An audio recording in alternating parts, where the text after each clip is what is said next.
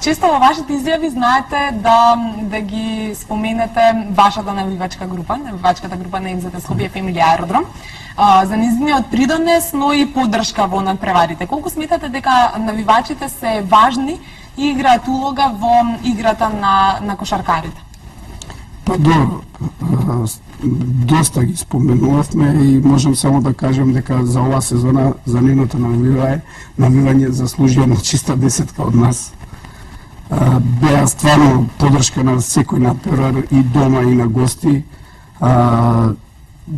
И они допринесоа доста за стабилноста на клубот пред се со нивното символично одвоење на финансиска помош што плаќаја карти. Тоа ни беше доста голема помош исто.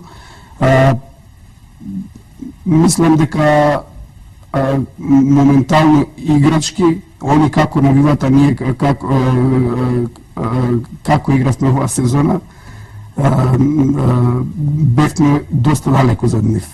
Значи, на крајот успеавме некако да им се одолжиме со 3-4 врзани победи и последната утакмица многу ни беше битно да победиме и да ги израдуваме за да можеме да го направиме тој амбиент што се деси у неделата вечер. Во моментот гледаме инсерти од последниот надпревар. Ова е дел од атмосферата која што го краси секој надпревар на МЗТ Скопје.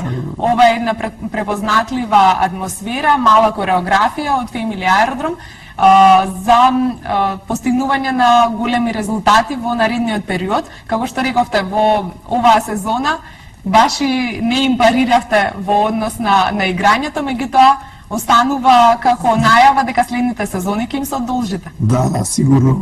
Во однос на резултатите, значи, како клубот беше затегнат, стварно не можевме да им парираме, гледате од инсерти од последниот надпревар, една изворна кореографија, изворено навивање, поддршка на тимот и момците на тој надпревар изгореа во желба да победат. Во неделата можевме да видиме еден доста квалитетен надпревар за наши прилики и утакмица која немаше никаков значај, значи екипата на плеймейкер имаше обезбеден опстанок во лигата, меѓутоа двете екипи играа као да се боревме за титула. За првото место за опстанок се боревте. Да, титула освоивме. Па добро, јас би рекла дека со оглед на сите оние проблеми со кои што се соочивте оваа сезона, дека опстанокот беше она на кој што вие целевте и она што го постигнавте. Да, пред се целта беше опстанок во лигата, се оствари тоа, стабилизација на клубот, тоест на играчкиот кадар, стварање на база за наредната сезона, мислам дека тоа го направивме и целта е остварена. Она што секогаш се напоменува е таа верна публика и нивната почит кон самиот клуб, па и не напуштањето во оние најтешки мигови, како што беше изминатата сезона, за кој што и вие нагласувате дека во голема мера и самите тие беа главните виновници поради кои што МЗТ успеа да некако собере сили и да ја истурка и таа сезона. Мислам, уште на почетокот на овој разговор ве спомнав дека иницијалната каписта беше од таа навивачка група. И јако многу скептици имаше и обвинувања, меѓутоа мислам дека МЗТ во моментов е единствениот клуб кој што да има навистина публика кој што секој би ја посакал. Значи, ние бевме бодрени и кога губевме и кога победувавме. И тоа продолжува. Мислам, тоа ретко се случува. Второ, да не кажам дека по иницијатива на самите навивачи, ние минатата година започнавме со нешто што сметам одавна дека е нормално, ако за еден фан, за еден навивач, да не само со самото навивање тамо, него и со учеството на купување на карти. Така да по нивна иницијатива ние минатата година започнавме на секој надпревар да се дават, иако со една нормално прикладна цена, символична цена, меѓутоа сите го испочитуваат тоа. што на некој начин беше пак иницијатива и кај другите клубови во лигата да и тие го воведат тоа, да не кажам непишано правило, да се купува влезница за надпревар.